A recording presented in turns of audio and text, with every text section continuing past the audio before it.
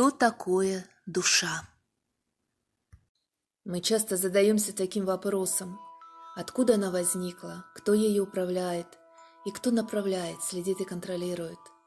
Это нечто энергетически сформированное, как программа, которая выполняется по мере реализации жизненной функции, или центр, импульс, который излучает потоки энергии, и мы с вами раскрываем ее через сознание. Что или кто лежит у первоистоков душ? Я обращаюсь к тем, кто может ответить компетентно на эти вопросы. Передо мной проявилась огромная световая сфера, которая углубилась в себе, раскрывая портал. И снова огромные потоки света хлынули навстречу моему внутреннему взору. Я подсознательно ожидала увидеть нечто нейтральное, в нейтральных тонах, но это опять свет. Запросила хоть немного проявить себя в образе, хотя знаю, что на такие проявления требуются всегда большие энергетические затраты ресурсов.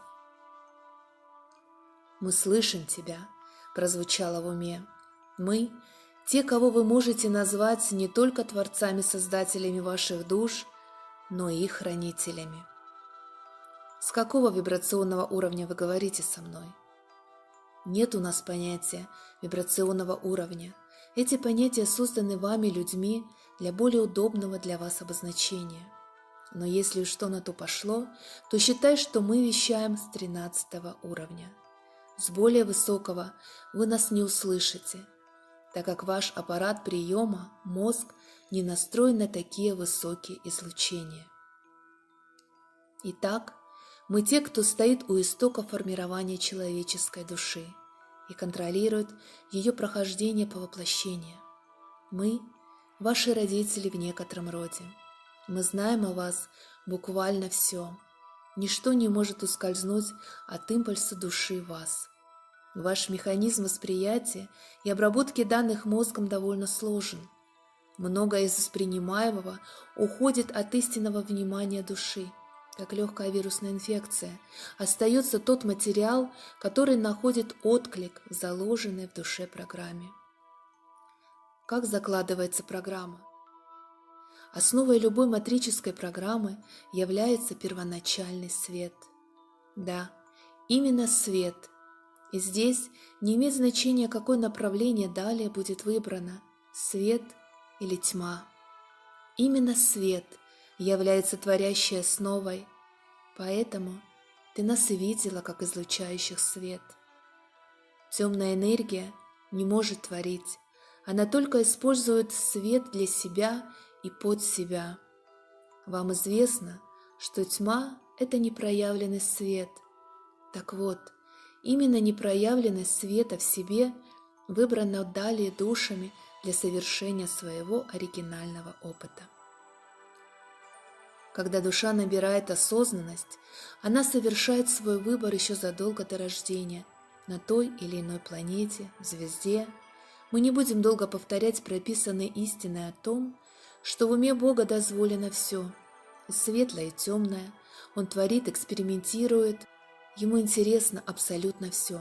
И мы, конечно, находясь в его подчинении, помогаем ему в этом, потому что он тоже нас создал. Вначале все ваши души были абсолютно чистыми, потому что не было опыта, вообще никакого опыта. Был заложен энергетический потенциал к действию, и все. Гораздо позднее были основаны материнские души-матрицы, как сверхдуша, которая начала свое деление. Но все это произошло с приобретением первоначального опыта во многих мирах и даже за пределами вашей Вселенной. Поэтому у вас иногда просыпается память, как зов воспоминаний о других вселенных и образах жизни. Мы создали первоначальный импульс и работаем неустанно, следя за процессом насыщения и обогащения каждой души, помогая в этом сверхдуше в каждом кластере душ. Мы, собственно, и есть проявленная суть в каждой материнской сверхдуше. Конечно, как ваши родители, мы заинтересованы вашей богатой опытом жизни, и нас печалит ваша инертность, пассивность, или, как вы это называете, спящее состояние. Нас несказанно радует, что, пробуждаясь к действию от состояния абсолютной чистоты, вы начинаете будить друг друга, что, впрочем, было тоже заложено в основу ваших душ, некая цепная реакция. Вы, пробужденные, часто сетуете на тех, кто еще пребывает в спячке. Всему свое время. Незрелый плод имеет отвратительный вкус. Нужно пройти такой спящей душе спиральное раскручивание, войдя в потоки восходящих энергий. И это, друзья, не только ваши намерения, а энергосоставляющая всего космоса. Поэтому часто приходится ждать очередного восходящего потока, чтобы окончательно проснуться. Ваша задача – подготовить благоприятную почву, и как более опытные вы не должны ругать и хаять, а терпеливо направлять, лелеять, чтобы не испугать. Именно присутствие всякого рода страхов заставляет душу погрузиться в еще больший анабиоз. Те, кого вы называете темными, хорошо знают об этом. Поэтому, исходя из программ своих душ, они всячески стараются запугать вас, чтобы держать верх в управлении планетой. Игра проста. Требуется только разгадать, где истина, а где страх. Ваши сегодняшние технологии общения делают это развлечение еще более сложным. Поэтому доверять нужно только своему открытому уму и сердцу, которые напрямую связаны с материнской сверхдушой.